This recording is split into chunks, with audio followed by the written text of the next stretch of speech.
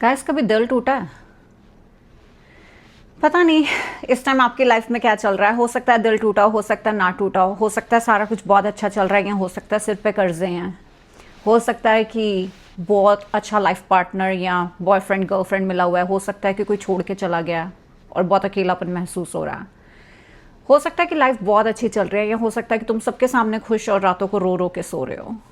तो अगर ऐसी वाली सिचुएशन है ना जहाँ पे लाइफ एक रोलर कोस्टर है और तुम्हें लग रहा है कि पता नहीं मेरे साथ ऐसा क्यों हो रहा है, तो ये वीडियो ज़रूर देखना, क्योंकि मैं आप लोगों के साथ अपनी वन ऑफ दी कहानी शेयर करने वाली हूँ जो मेरी आप बीती है। जब मैंने पिछला पॉडकास्ट बनाया था ना, तो कई कई लोगों ने इतने प्यारे प्यारे कमेंट करे कि मुझे ऐसा लगा कि आप लोग मेरे परिवार हो। I felt like a family to you guys. और मुझे लगा कि अगर मैं अपनी लाइफ का कोई किस्सा बता के अगर मैं बता सकती हूँ ना कि मेरे साथ ऐसा कुछ हुआ था, तो शायद अगर आप रिलेट कर पाओ तो शायद आपको थोड़ी हेल्प मिले। तो मेरे साथ हुआ क्या कि 2019 की बात है। उस साल ना मैंने ना बिना किसी से पूछे, बिना किसी से कंसल्ट करे ना नीलम डाल लिया। और जब मैंने नीलम डाला तो मैंने सिर्फ गूगल पे देखा था। मुझे नीलम सुंदर लगता था, मुझे लगता था कि कोई पत्थर आपकी ज़िंदगी बना बिगाड़ थोड़ी ना सकता है। तो मैंने नीलम डाल लिया। जब मैंने नीलम डाला, पहले तो मेरे चोट लगी, फिर मुझे लगा चोट का क्या, वो तो वैसे ही लगती रहती है। थोड़े टाइम बाद रिश्ते बिगड़ गए, घर बिक गया। जब घर बिक गया तो मैं हो गई अकेली। अब जब अकेली हुई तो मुझे समझ नहीं आ रहा था कि कहाँ रहना है, कहाँ जाना है। कभी रेंट करके नहीं देखा था, तो जाके किसी के घर में रेंट पे रहना बहुत मुश्किल लग रहा था। मतलब ऐसे लग रहा था मैं कैसे रहूँगी किसी के भी फैमिली के बीच में, अकेली कैसे रहूँगी।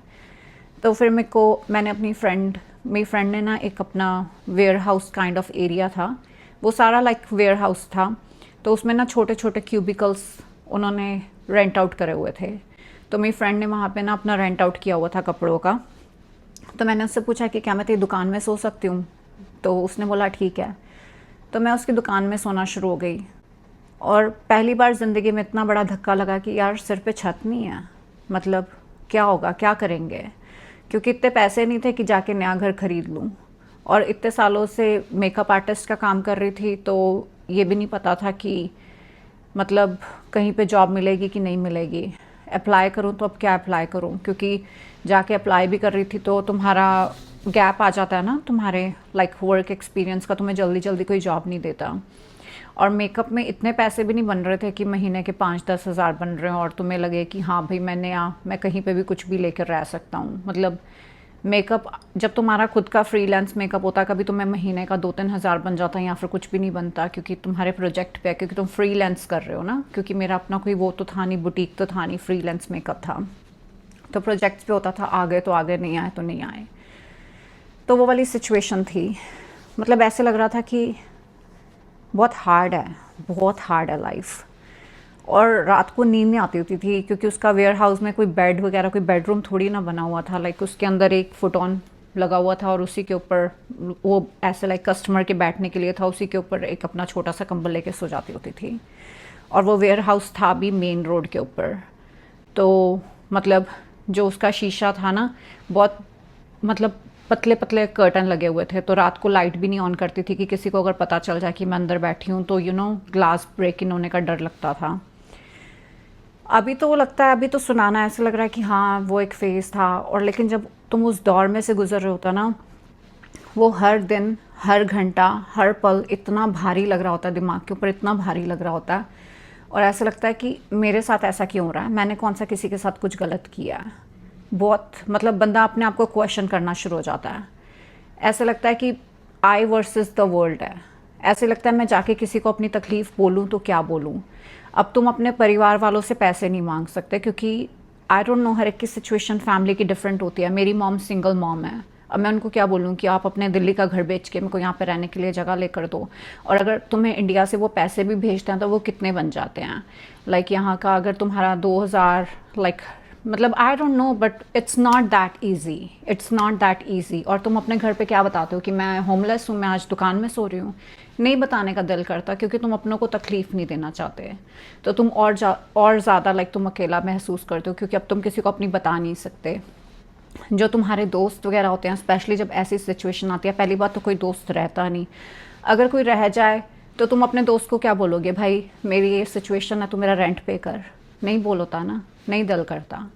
तो तुम सोचते हो कि अब मैं हूँ और मेरा दर्द है और मैं बहुत तकलीफ़ में हूँ और मेरी तकलीफ़ समझने वाला कोई नहीं है। और जब इस तरह से तुम शट डाउन होना शुरू हो जाते हो ना, तो तुम्हारी परसेप्शन बहुत लिमिटेड हो जाती है लाइफ की। जब भी कोई बंदा किसी भी सिचुएशन में है ना, जब इस तरह की सिचुएशन आती है ना, लाइफ बहुत शट डाउन होनी शुरू हो जाती है, बहुत नेगेटिव स्पेस हो जाती है, माइंड स्पेस बहुत नेगेटिव हो जाती है। तो जब मेरे साथ ये सब चीज़ें बीत रही थी ना, मेरा दिमाग इतना मुझे ऐसे लगता था कि क्या हो रहा है बाबे, क्या हो रहा है, कहाँ जाएंगे, क्या करेंगे। बहुत बहुत बहुत हार्ड टाइम था, रात को नींद नहीं आती होती थी।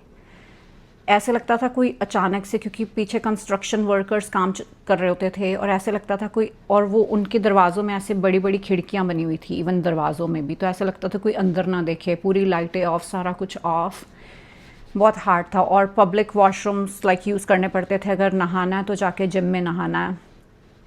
तो जो वो दौर था ज़िंदगी का, तो मेरे को ना उस टाइम पे एक चीज़ समझ आई, मुझे ऐसे ही रैंडमली मुझे लगा कि अगर मैं तकलीफ़ में हूँ तो कोई इंसान तो होगा ना जो पहले तकलीफ़ में रहा होगा और उस तकलीफ़ से बाहर निकला होगा।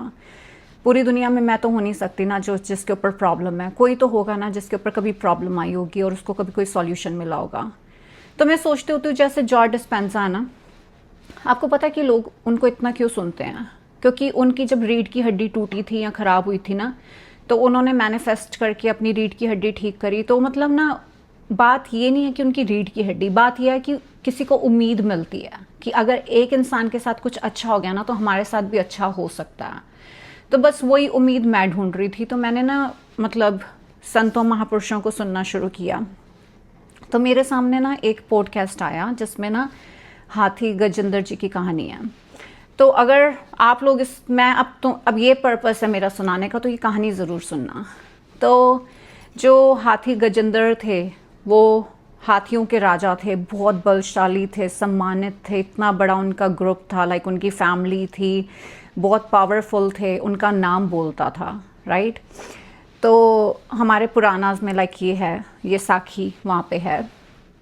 तो क्या होता है कि एक बार ना वो ना जो हाथी गजेंद्र जी होते हैं ना, वो जा रहे होते हैं और ना वो एक झील के किनारे जाते हैं। तो वो जब झील के किनारे जाते हैं ना, तो एक जो पानी होता है जिसमें सारी फिसलन होती है, तो वहाँ पे ना एक मगरमच्छ ना उनका पैर पकड़ लेता है। अब हाथी गजेंद्र जी जाने चाहते हैं अपने बल से, वो जाने चाहते हैं कि उनका इतना बड़ा क्लैन है, उनकी इतनी बड़ी फैमिली, इतनी बड़ी ट्राइब है, राइट। वो जाने चाहते हैं अपनी पावर के लिए, अपने स्टेटस के लिए। तो जब वो मगरमच्छ उनका पैर पकड़ता है और उनको घसीटना शुरू करता है ना, तो उनको पहले तो उनको होता है कि यार मेरे में इतना बल है, मगरमच्छ हाथी को क्या ही कर सकता है। तो वो उस मगरमच्छ से लड़ते हैं, काफ़ी टाइम ये युद्ध चलता है। लेकिन जब वो लड़के भी उनको समझ आता है कि मेरा बल काम नहीं कर रहा, तो अब उनको अपनी ट्राइब दिखती है। लेकिन अब वो ट्राइब भी उनके लिए कुछ नहीं कर पा रही होती, क्योंकि वो आम अगर जोन होता नॉर्मल प्लेन एरिया तो डिफरेंट बात थी, लेकिन वो झील थी, वो झील के अंदर उनको खींच रहा था। तो जब इतनी लड़ाई चलती है, उनका बल काम नहीं आ रहा, वो थक जाते हैं लड़ लड़ के। पहले उन्होंने अपना पूरा बल ट्राई किया, ट्राइब ट्राई करी, सारा कुछ ट्राई करा। जब वो थक जाते हैं ना कि अब नहीं हो पा रहा, चाहे मेरे में बल है, चाहे मेरे पास अपनी ट्राइब है, चाहे मैं सम्मानित हूँ, चाहे मैं राजा हूँ, चाहे मैं सब कुछ हूँ, लेकिन अब नहीं हो पा रहा, उस टाइम पे वो ना उस झील में से एक कमल उठाते हैं और आसमान की तरफ देखते हैं और भगवान विष्णु जी को पुकारते हैं। तो जिस टाइम वो अपने इतने भाव से पुकारते हैं ना, अब मैं नहीं अब तुम, कि हे नाथ मेरे हाथ खड़े हैं, हे नाथ संभाल लो, हे नाथ बचा लो, मेरा बल किसी काम का नहीं है, आप बचा लो। तो जब वो पुकारते हैं ना विष्णु जी को, तब विष्णु जी उनको उस सिचुएशन से बाहर निकालते हैं। तो कहने का मतलब यह है कि जब तक हमें लग रहा होता ना कि हमारा स्टेटस, हमारा पैसा, हमारे कनेक्शंस, हमारी नेटवर्किंग, हमारी वर्थ हमें हमारी सिचुएशन से बाहर निकाल सकती है, तब तक वो जो भ्रम होता है ना, वो मगरमच्छ है। वो कर्जा मगरमच्छ नहीं है, वो ब्रेकअप मगरमच्छ नहीं है, वो और कोई चीज़ मगरमच्छ नहीं है, लेकिन वो भ्रम हमारा मगरमच्छ है। तो जब तक हम उस भ्रम में होते हैं ना, उस मगरमच्छ में, तब तक हम लोग फंसे रहते हैं। मेरे साथ भी ऐसा ही था, जब तक मुझे लग रहा था ना कि नहीं हो जाएगा कुछ, चलो कोई जॉब करके देखते हैं, कोई ये करके देखते हैं, कोई वो करके देखते हैं, तो वो जो मेरा भ्रम था ना वो था मगरमच्छ। लेकिन जैसे जैसे समय बीता, वेयर हाउस में रहना, जिम जाना, जाके वहाँ पे शावर लेना, जैसे जैसे समय बीत रहा था और कुछ सही नहीं हो रहा था, कहीं से कोई मदद नहीं आ रही थी ना, तो मैं एक दिन तो मैंने ना लॉटरी डालनी शुरू कर दी। मुझे लगता था कि शायद भगवान कोई ज़्यादा लाइक कर दे, कोई मैजिक कर दे, कोई जादू हो जाए। तो मैंने ना लॉटरी डालनी शुरू करी, तो लॉटरी निकलती थी और एक मोमेंट ऐसी आई कि जब तक मैं टूट गई, मुझे ऐसे लगा कि कुछ नहीं ठीक होने वाला, बाबे कहाँ से लेकर आऊँगी पैसे, कौन सी ऐसी जॉब कर लूँ, क्या ऐसा कर लूँ कि मेरी ज़िंदगी बदल जाए। तो एक दिन मैंने वो लॉटरी डाली, मतलब वन ऑफ द मोमेंट जब मैं ऐसे लॉटरी स्क्रैच करवाने गई और वहाँ पे कुछ भी नहीं निकला, मैं अपनी गाड़ी में बैठी, मैं बहुत ऊँची ऊँची रोई, बहुत रोई, बहुत रोई।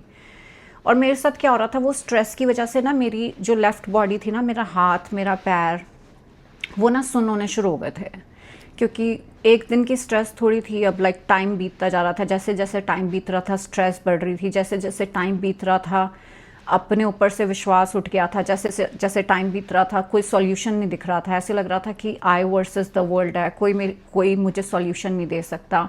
कहीं किसी और के घर पे जाने का दिल नहीं करता था, किसी और के घर पे रहने का दिल नहीं कर रहा था। और मैं उसी की दुकान में रह रही थी, तो वो इंडिया थी, तो मैं उसकी दुकान में मैं उससे पूछ के रह रही थी और ऐसे लग रहा था कि कोई सॉल्यूशन नहीं है। तो मेरी आधी बॉडी सुन्न होनी शुरू हो गई। तो मैंने ड्राइविंग भी करनी, मेरा हाथ सुन्न हो जाना, पैर सुन्न हो जाना, मतलब मेरी हाफ बॉडी सुन्न हो जाती होती थी। तो जिस दिन वो वाला हुआ, जब ऐसे वाला लाइक ब्रेकिंग पॉइंट आया, जब लगा कि नहीं ख़त्म हो गया सब, तो मुझे उस टाइम तक नहीं पता था कि कोई मैनिफेस्टेशन होती है। मैंने ऐसा नहीं सुना था कुछ भी मैनिफेस्टेशन होती है, लॉ ऑफ अट्रैक्शन होता है, मुझे इन चीज़ों का नहीं पता था। लेकिन मुझे एक चीज़ का पता था, वो मुझे ये पता था कि हमें बचपन से ना हमारे डैडी ने एक बात सिखाई थी। मेरे डैड ने हमें हमेशा से कहा था कि अगर तुमने रोना है ना तो महापुरुषों के पास, संतों के पास रो। अगर तुमने रोना है ना, परमात्मा को याद करके रो, क्योंकि दुनिया में कोई समर्थ नहीं है कभी भी तुम्हारी किसी भी प्रॉब्लम का सॉल्यूशन देने के लिए। पापा कहते थे कि कोई कभी किसी इंसान के सामने जाके हाथ नहीं फैलाने, कभी किसी इंसान से जाके कुछ मांगना नहीं, जो मांगना है, जो करना है, हमेशा महापुरुषों से। तो मैं गाड़ी चला रही, आधी बॉडी सुन हो गई, तो मैंने ना ऐसे लाइक मैंने रो रही, मैं बहुत रो रही। मैंने सोचा, मैंने ना ऐसे लाइक याद किया, मैंने कहा यार मुझे तो लगा था, मतलब मैंने है ना ऐसे याद किया यूनिवर्स को। मैंने बोला यूनिवर्स, मुझे तो लगा था कि मेरी ज़िंदगी बहुत मीनिंगफुल होगी, छोटे होते से बड़े सपने थे, बहुत कुछ करने का सपना था, मुझे नहीं पता था कि मेरी ज़िंदगी ऐसी ख़त्म हो जाएगी, क्योंकि आधी बॉडी सुन हो रही है, कहीं पे कुछ रहने के लिए नहीं है, कहीं कोई उम्मीद नहीं है, कोई जॉब नहीं है करने के लिए, आजकल प्रोजेक्ट भी नहीं आ रहे। तो मैंने कहा बस ऐसी थी ज़िंदगी, बस यही लिखा था। तो ऐसे सोच रही हूँ, रो रही हूँ, ड्राइव कर रही हूँ। तो थोड़े टाइम बाद मेरी लाइफ का ब्रेक थ्रू पॉइंट आया, जहाँ से चीज़ें इम्प्रूव होनी शुरू हो गई। ऐसा नहीं है कि उस रात मैं रोई और उसी रात मेरी ज़िंदगी में कोई मैजिक हो गया, लेकिन एक इंटरनल शिफ्ट हुआ। एक इंटरनल शिफ्ट तुम्हारी लाइफ में, जब भी कुछ एक्सटर्नल वर्ल्ड में कुछ मैनिफेस्ट होना ना, उससे पहले इंटरनल शिफ्ट होता है। हमें ये लगता है ना कि वो मिलियन बिलियन डॉलर जो हमें बाहर चाहिए, शायद हमने कोई बैंक लूट के आनी है, वो ऐसा नहीं होता, वो तुम्हारे अंदर शिफ्ट होता है। इसीलिए शायद चक्रास की बात करी गई है, रूट चक्रा, जो तुम्हारे लिए बेसिक नेसेसिटी का चक्रा होता है। इसीलिए बहुत चीज़ें होती हैं रूट चक्रा से रिलेटेड, जिस चीज़ का तुम्हें कहते हैं कि मीनिंगफुल रिलेशन बनाओ। तो सबसे पहले आता है इंटरनल शिफ्ट। तो अगर आज आप भी किसी प्रॉब्लम में हो या कुछ भी हो ना, तो जैसे वो गजेंद्र जी थे ना, कि जब तक अपना बल, अपना स्टेटस, अपने पैसे का, अपने रिश्तेदारों का, अपने दोस्तों का, अपनी नेटवर्किंग का, या किसी भी चीज़, जब तक कोई एक्सटर्नल 3D की उम्मीद थी ना, तब तक नहीं चीज़ें ठीक होती हैं। लेकिन जिस मोमेंट हम लोग सरेंडर कर देते हैं ना, अब मैं नहीं, अब तुम, हे नाथ संभाल लो, हे मालिक संभाल लो, अब नहीं हो पा रहा, तो जिस मोमेंट वो भाव आता है ना सरेंडर का, उस मोमेंट तुम्हें परमात्मा संभालते ही संभालते हैं। क्योंकि ऐसा नहीं होता कि वो चाहते हैं कि तुम पहले तकलीफ़ में से गुजरो और फिर तुम मेरा नाम लो और फिर मैं तुम्हें बताऊं कि मैं बहुत डांटा हूँ, ऐसा नहीं होता। लेकिन जब इंसान बना है ना, तो इंसान के साथ उसकी फ्री विल बनी है। अगर आप किसी को भी सुनोगे ना, तो उसमें हमेशा फ्री विल की बात करी गई है। फ्री विल ये होती है कि जब तक आप पुकारोगे नहीं, तब तक वो प्रोटेक्शन तुम्हें पहले भी कर रहे हैं, लेकिन पुकार ज़रूरी है। जब तक आप नहीं पुकारते, जब तक आप उनकी मदद नहीं मांगोगे, वो इंटरफेयर नहीं करेंगे। तो जो पावर ऑफ प्रेयर है ना, जो पावर ऑफ अरदास है, इवन अगर आप गुरुद्वारा साहब जाते हो ना, वहाँ पे एक चीज़ लिखी होती है, दुख वेले अरदास, सुख वेले शुकराना, हर वेले सिमरन। तो ये चीज़ वहाँ पे लिखी होती है। तो स्पेशली मेंशन किया जाता है कि अगर आप सच में दुखी हो ना, और आपको चाहिए ना कि आपकी सिचुएशन शिफ्ट हो जाए, तो ओवरनाइट मैजिकल नहीं होंगे, लेकिन अगर आपने वो अरदास कर दी ना, तो आपका इंटरनल शिफ्ट आपको बता देगा कि एक्सटर्नल रियलिटी बदलने वाली है। वो जब अंदर वाला हौसला आ जाता है ना, तो बाहर वाली रियलिटी बदल जाती है। और वो अंदर वाला हौसला तभी आता है जब वो अरदास होती है। तो गाइज, अगर आपकी लाइफ में ऐसा कुछ भी चल रहा है ना जिसमें आप लोग गिव अप कर रहे हो, तो एक बात याद रखना, अगर आज आप सुबह उठे हो ना, तो इसका मतलब भगवान जी आपकी कहानी अभी भी लिख रहे हैं। अगर आप इस टाइम पे सांस ले रहे हो ना, मतलब आपकी कहानी लिखी जा रही है। तो इसका मतलब कहानी अभी बाकी है। मतलब this is not the end, this problem is not the end, this breakup is not the end, this कर्जा इज़ नॉट द एंड। ये कर्जा अंत नहीं है, ये ब्रेकअप अंत नहीं है, ये रिश्ते टूटे हुए अंत नहीं है, ये बिखरा हुआ दिल अंत नहीं है। इसका मतलब आपकी कहानी अभी भी लिखी जा रही है और कहानी अभी बाकी है। तो मैं यही बोलूँगी कि अगर जब बहुत नेगेटिव स्पेस होता है माइंड का, तो उन लोगों के पॉडकास्ट सुनो जो आपको इंस्पायर करते हैं। एंड अगर किसी का भी नहीं सुनना ना पॉडकास्ट, मत सुनो, लेकिन सिर्फ संतों महापुरुषों को सुन लो। उनकी जो वाणी होती है ना, उनकी वाणी का हर शब्द, मतलब उससे बाहर कुछ नहीं है, उससे बाहर कुछ नहीं है। और जब तुमसे संत महापुरुष कोई बात करते हैं ना, तो वो आपसे बात नहीं करते, वो आपके सबकॉन्शियस से बात करते हैं, और आपका सबकॉन्शियस आपको मैनिफेस्ट करके देता है न्यू रियलिटी। एक मैंने बड़ी प्यारी वो थी, छोटी सी कथा मैंने कहीं पर सुनी थी। तो उसमें क्या होता है कि एक घर होता है, तो उसके बाहर ना एक पहरेदार होता है, और घर के अंदर से ना बड़ा शोर आ रहा होता है, बड़ा शोर आ रहा होता है। तो रोज़ आते हैं, उसके पड़ोसी आते हैं और कहते हैं कि भाई अंदर इतना शोर आ रहा है, लेकिन पहरेदार ना अंदर नहीं जाने दे रहा होता।